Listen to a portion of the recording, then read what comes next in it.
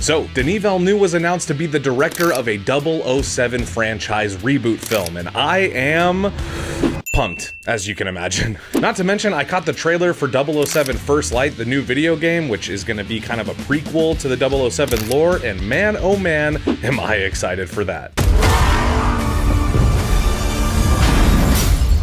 But it did get talk around the JoBlo office about what's next for James Bond. If the video game is portraying him as kind of a newcomer with limited experience, I can't help but imagine the movie would probably do something similar. If anything, just so that it doesn't rehash any of the same 007 adventures that we've seen in the past. But you guys know how it goes over at JoBlo. If something's cooking in the 007 kitchen, we have no choice but to call in Chris Bumbray. So let's pass it over to Chris and have him give you some of his film theories for what we might see in the new 007.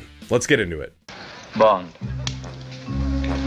James Bond. Junior! When it was announced that Denis Villeneuve would be the next director tackling the James Bond franchise, us fans were pretty thrilled. When Michael G. Wilson and Barbara Broccoli stepped down some months back, a lot of us were worried about the direction the franchise would take now that Amazon owns the rights.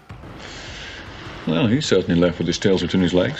Us hardcore James Bond fans were worried that the streamer, who needed valuable IP, would exploit the series, making too many movies and, God forbid, too many bad TV spin-offs, similar to the way Disney all but killed any goodwill left behind for the Star Wars franchise after a seemingly never-ending series of spin-offs. Would we get something as insane as a series centered around Q or Miss Moneypenny, or Felix Leiter Chronicles?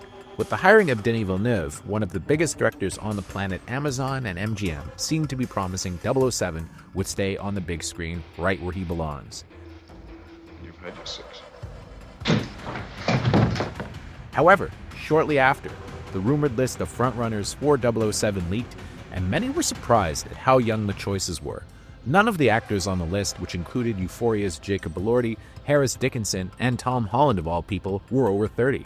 Indeed, the buzz is that even Aaron Taylor-Johnson, who many assumed was a natural for the role, is too old at 35, while Henry Cavill at 43 and Idris Elba at 50 are also considered no-goes.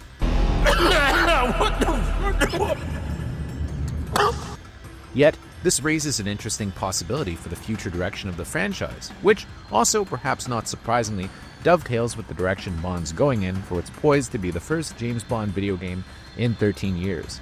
007 First Light.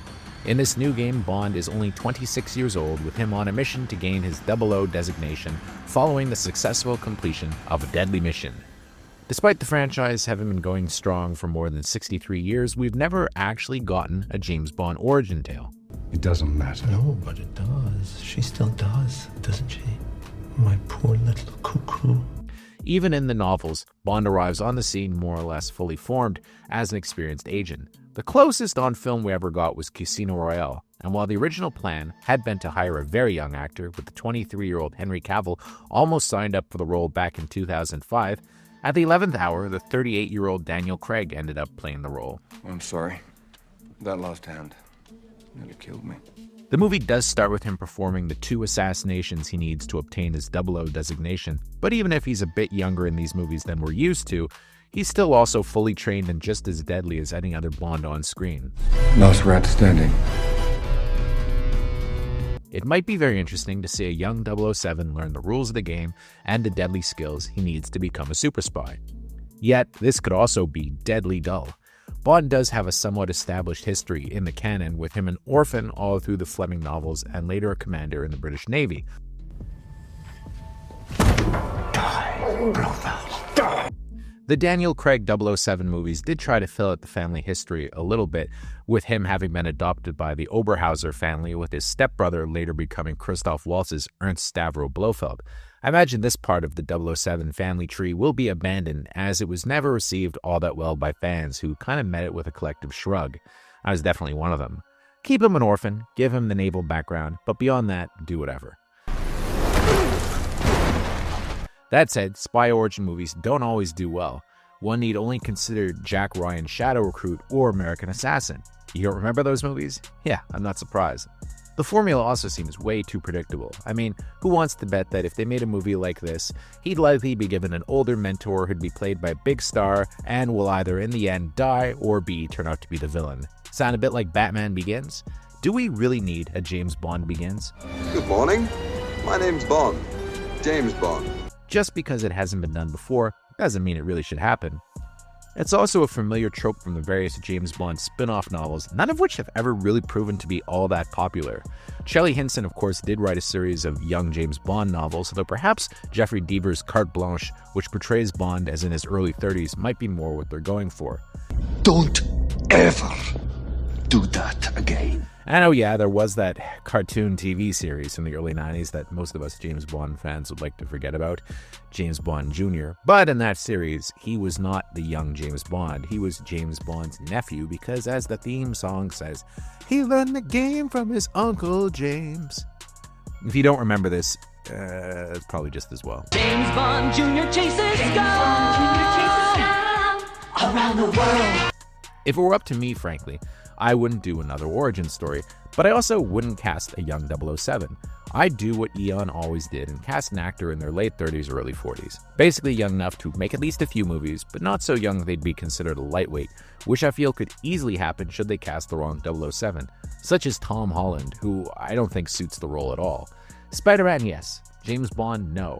Honestly, it would be like if in the 80s they cast Michael J. Fox as Rambo. I mean, I love Michael J. Fox, right? But he's just not the type. Marty McFly, yes. Rambo, no.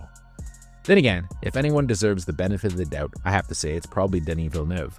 Oddly, perhaps the perfect 007 actor could be found in the cast of his upcoming Dune Messiah, with it being Robert Pattinson, who's the right age, has the right look and background, were it not for the fact that, well, he's already playing Batman.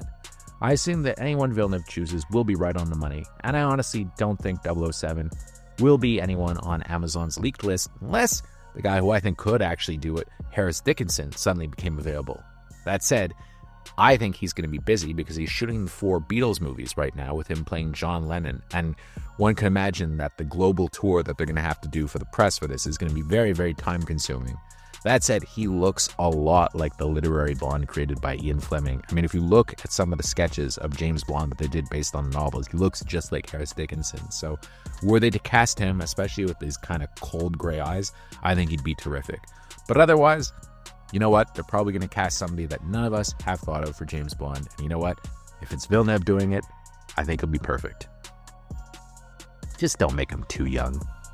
Thank you for clicking on our video, everybody. If you like what you saw here, please make sure you like the video and subscribe and share with your friends who like this sort of content. JoBlo was created by movie fans for movie fans, and we appreciate your support.